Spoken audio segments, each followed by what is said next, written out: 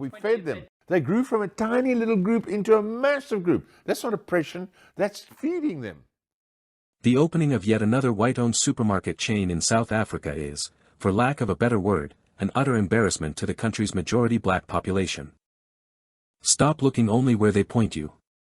The Fourth Industrial Revolution, 4IR, belongs to them, not to us.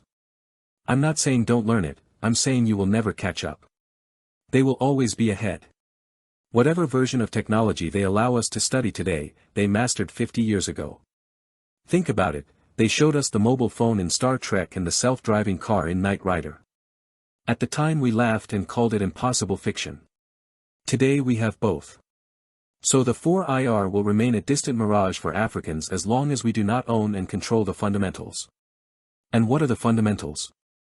Someone wise once said, in your life you may need a doctor, a lawyer, a policeman, or a preacher once or twice, but 3 times a day, every single day, you need a farmer. Land is everything. If you control land, you control 4IR. All is from land. Fellow South Africans, especially us who are native to this soil, why do we not control our own food supply chain, from the farm all the way to the supermarket shelf? Was Errol Musk wrong when he said the European settlers fed us? Because they are still feeding us today. Even if you own a farm and produce a record-breaking harvest, your products will never reach the supermarket shelves because they control what gets stocked. We've seen it firsthand, brands like Morefire battle for years to get a single listing in ShopRite, Pick and Pay, or Woolworths, and most times they are rejected.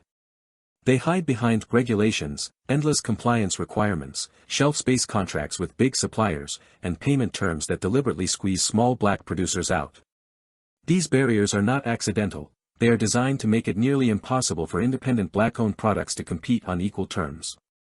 Until we break that gatekeeping stranglehold, or build our own parallel distribution networks, their supermarkets will keep deciding what we, the majority, are allowed to eat and buy.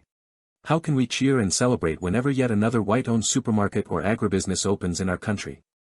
Have we no pride left? We are the overwhelming majority in this country. Every time we spend our money in their supermarkets, we are feeding the very snake that will swallow us tomorrow. Without our daily purchases, those chains would collapse overnight.